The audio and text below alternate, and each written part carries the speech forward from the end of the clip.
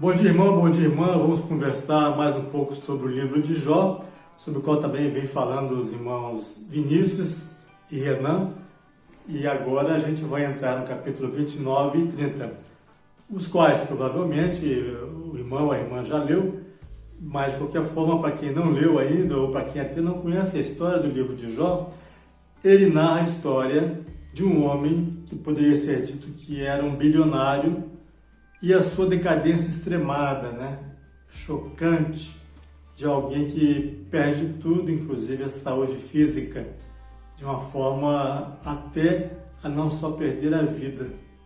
E a sustentação que ele tem para isso é a sua fé. A fé no seu relacionamento com Deus, que inclusive atravessa vários questionamentos ali.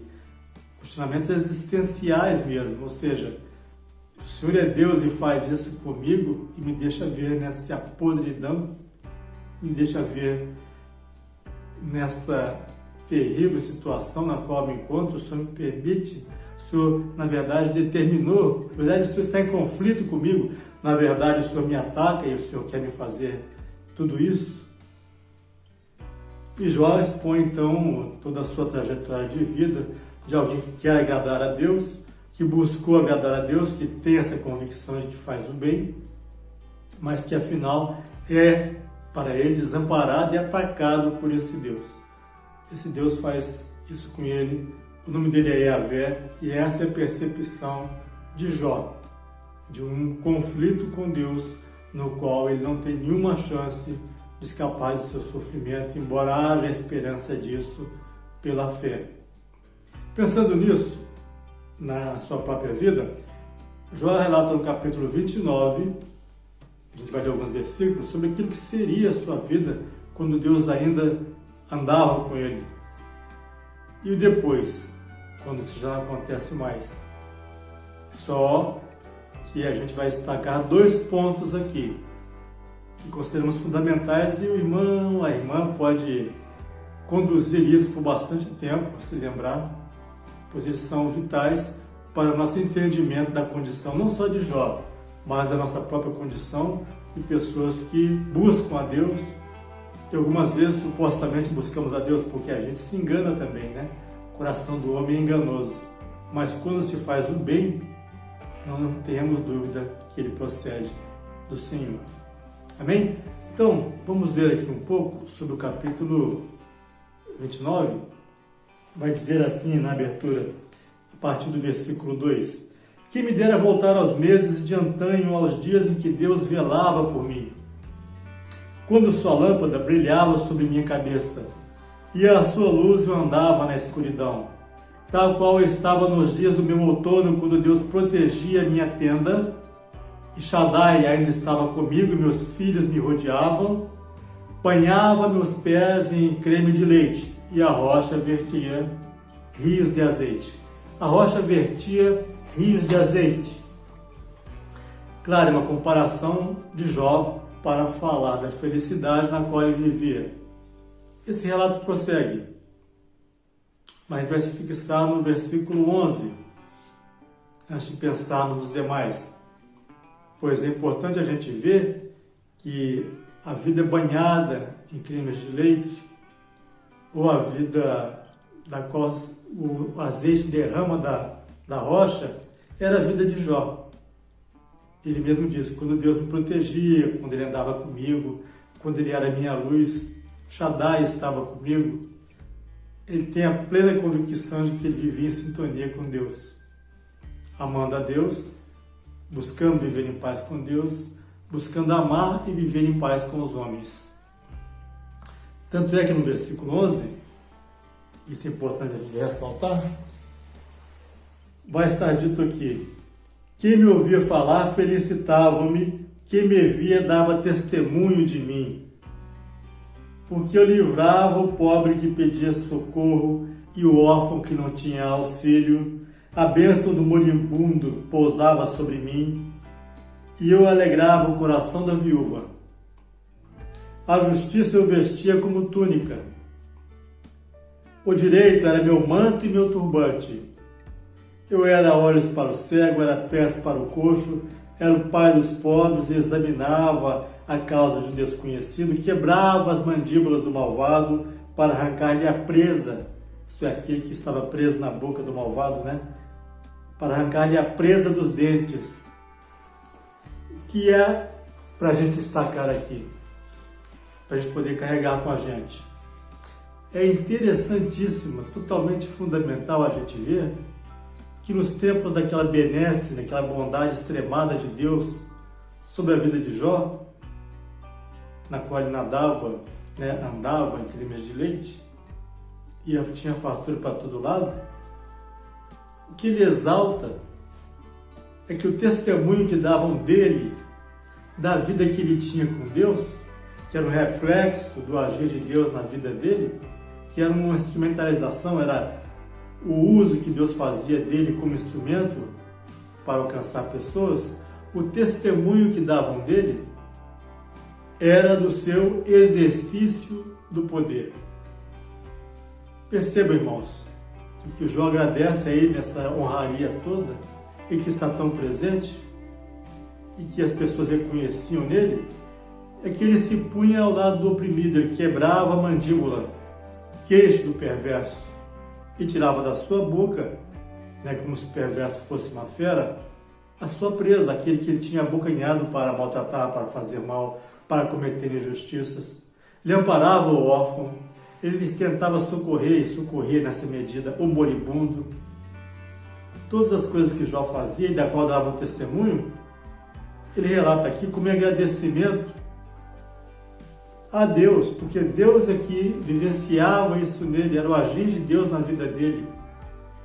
Um uso racional e entregue a Deus do poder que ele tinha, sendo um bilionário, sendo um homem riquíssimo. E esse exercício do poder nos alcança a todos, em alguma medida. O professor tem poder sobre o seu aluno, eventualmente o aluno tem poder sobre o seu professor. O pai e a mãe, né, no ambiente familiar, no ambiente maternal e paternal, tem poder sobre, e algumas vezes é um poder pleno sobre os seus filhos, suas filhas, sobre os seus gerados, né?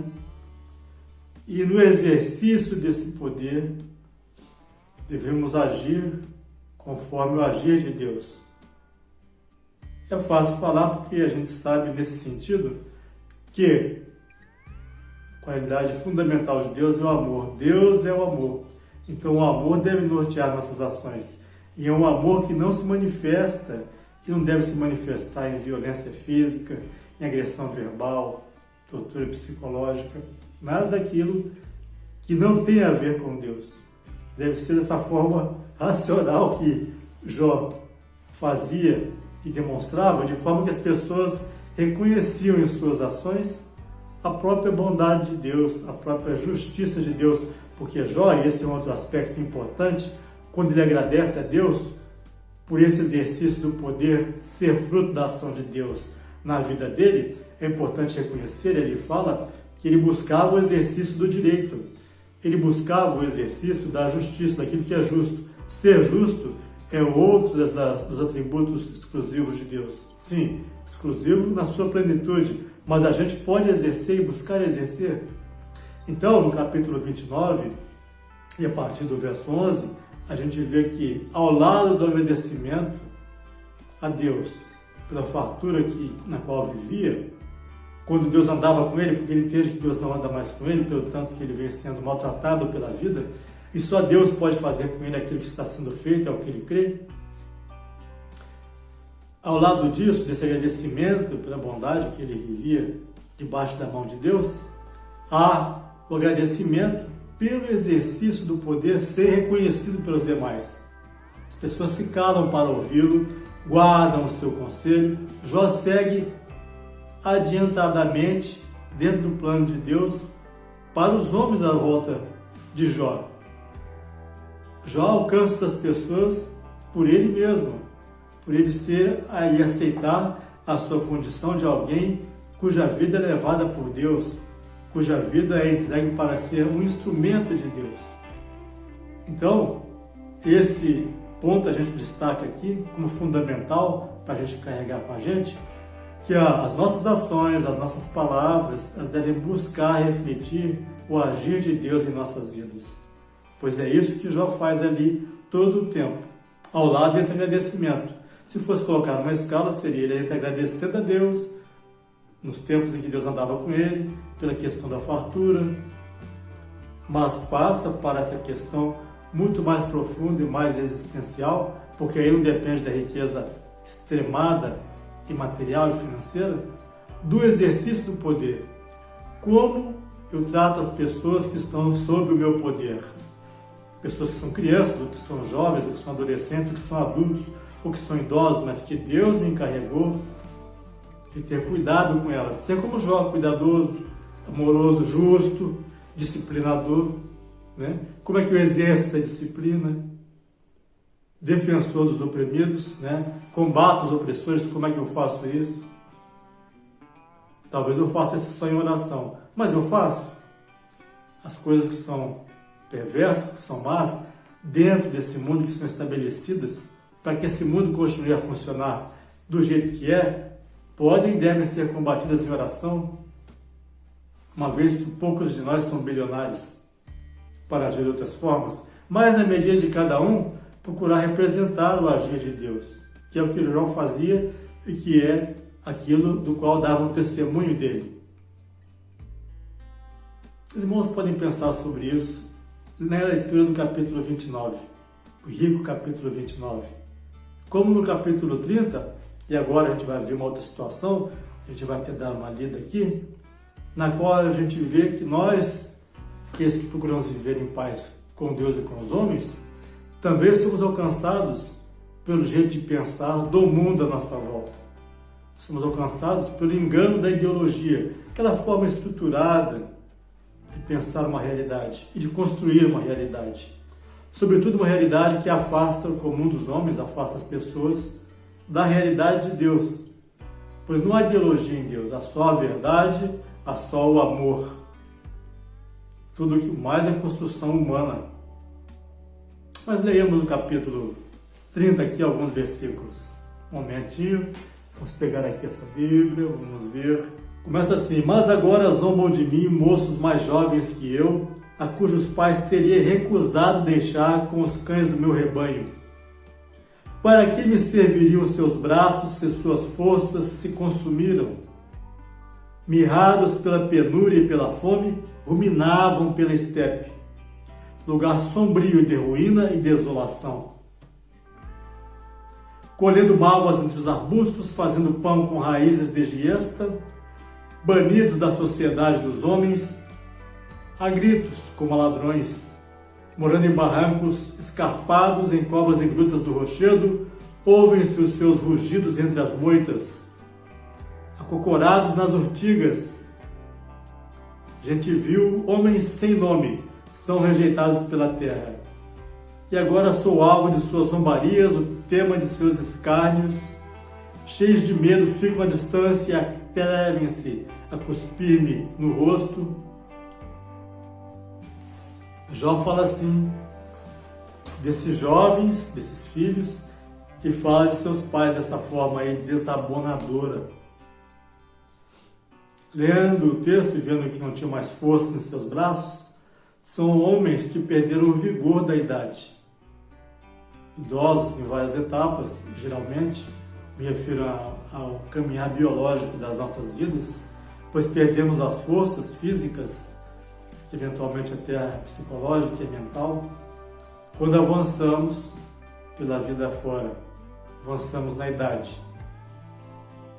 E é a situação que está retratada ali. Os filhos dessas pessoas é que faziam isso com Jó, que o aviltavam, que o ofendiam. Em comparação à grandeza anterior, há agora uma quebra de hierarquia social, pois Jó é atacado por qualquer um, as palavras dele. Filhos daquelas pessoas, daqueles homens que Jó sequer colocaria ao lado dos cachorros que tomavam conta do seu rebanho. No entanto, naquela sociedade onde o idoso não tinha vez, onde não havia uma noção de aposentadoria, ou seja, eu usei meu vigor físico, intelectual, psicológico a serviço dessa estrutura econômica e social. Agora que estou entrando numa fase onde eu me encontro mais cansado, onde eu me encontro desgastado, onde não tenho vigor, agora vai haver um amparo, vai haver uma aposentadoria e eu continuo tocando minha vida e talvez ajudando, talvez sustentando até a outros. Não havia um pensamento assim há milhares de anos atrás, nessa situação aqui, nesse contexto aqui. Ou seja, o velho ia viver mesmo no meio do mato, se agachando nas ortigas. O idoso tinha essa situação. Eu até creio que Jó, para a pessoa que ele era, poderia socorrer alguns deles, ou muitos deles, mas o que é interessante a gente observar, irmão, é que essa ideologia, essa sustentação, as palavras ali, conforme o entendimento que ela nos dá, era mais uma das ideologias que podiam afastar, e certamente afastavam o homem do seu Criador. Não vou dizer que isso acontecesse, e nem vou dizer que acontecesse com Jó, porque efetivamente era um código moral daquela época, era um código social daquela época, era um código de existência humana até naquele contexto. Então essas coisas devem ser pesadas e Deus tinha plena consciência disso. Ali não era a plenitude do mundo, ali não era aquele momento no qual há estradas boas que cortam o Império Romano de lado a lado, de ponta a ponta, a qual não há uma língua, né? No momento em que não há uma língua unificadora que as pessoas podem conversar, sendo de idiomas diferentes, para você tendo uma língua como o grego para conversar, não há essa plenitude dos tempos em que o Salvador possa vir e ensinar novos valores perpétuos para a humanidade, que provavelmente eram os fundamentos, os valores de sempre da parte de Deus, e que eram efetivamente os valores de Deus, mas no qual não havia ainda, talvez e provavelmente, eu digo da minha parte com certeza, né? É uma crença pessoal, não havia uma situação estabelecida na qual se pudesse passar uma mensagem plena de amor entre os homens, como foi na vinda do Senhor Jesus há pouco mais de 2000 anos atrás. E mesmo assim, não é que Cristo veio e demonstrou e concretizou em palavras e atos, na sua morte, na sua vida, na sua ressurreição, o poder do amor de Deus, que hoje a sociedade vai colocar isso como prioridade. Talvez nem nós mesmos o coloquemos. No entanto, devemos buscar colocar, devemos tentar mediar nosso relacionamento, porque relacionamento é a base do cristianismo, a base da vida com Deus. Mediar nosso relacionamento com o nosso próximo pelo amor, que é o segundo e tão importante quanto o primeiro mandamento, amar ao próximo como a ti mesmo. Essa caminhada, dessa forma, com essa visão, a gente tem hoje, mas Jó não tinha essa visão. Jó obedecia a um código moral do seu tempo. O idoso segue para a rejeição da sociedade, na qual se grita com eles e os toca como se fossem ladrões. Sai daqui! Que por diversas razões eles não tinham mais forças em seus braços para se manterem de pé dentro da sociedade. Claro que outros haveriam de situação melhor, que permaneceriam bem, seriam anciãos, mas outros como esses, sem o amparo, digamos, do Estado, restava apenas a extrema pobreza e a extrema miséria. E essas pessoas que já viviam na extrema pobreza e na extrema miséria, por seus filhos, é que agora atacam Jó em extrema pobreza e em extrema miséria. Bom, junto a essa, certamente, ironia da vida, né? A situação irônica, junto a isso, a gente mantém o foco do início, que nós também podemos nos encontrar nessa situação de estarmos obedecendo a um código social ou a um código moral, a uma ideologia, enfim, que na verdade é ruim para o nosso semelhante. Na verdade, destrói o nosso semelhante, o condena. E esse é motivo da gente pensar sempre primeiro no amor de Deus, antes de qualquer ideologia pessoal. Pois essa ideologia, qualquer delas, se põe contra o próximo, frequentemente para poder se estabelecer. Ao passo que o amor de Deus nos permite, deve nos permitir, encarar o próximo como se ele fosse algum de nós, o próximo como sendo nós mesmos, cheio de falhas, talvez maus, talvez perversos, mas para aqueles que buscam a Deus, procurando fazer o amor predominar, em meio à situação que a gente sabe que é o ser humano, né? Sempre surpreendente nas suas ações, mas tendo o amor como base primeira e mediação. Meus irmãos, eventualmente a gente pode se estender mais sobre esse assunto, inclusive até presencialmente, na bondade do Senhor. Hoje, porém, vamos ficar com esses 2 tópicos que destacamos, em meio às muitas coisas que são relevantes e são ditas no capítulo 29 e 30 do livro de Jó, mas fica para nós esse entendimento de que a gente vê no capítulo 29 e podemos, eu diria até que devemos, buscar representar em nossas vidas a situação de que o testemunho de Deus deve prevalecer em nossas vidas. Se formos reconhecidos, sejamos reconhecidos pelas ações de Deus em nossas vidas, que é o que Jó faz ao reconhecer que toda a honra que ele tinha diante da comunidade e que vinham dele é que ele exercitava o poder de Deus com racionalidade, com o uso da razão para fazer o bem ao órfão, ao moribundo, aos seus servos, com justiça, com busca do direito. E que, efetivamente, isso poderia até ser um ponto negativo, mas é um ponto positivo porque abre os nossos olhos. Efetivamente, podemos nos ver fazendo coisas que são más, coisas ruins, porque elas pertencem a um código religioso, a um código social, a um código moral.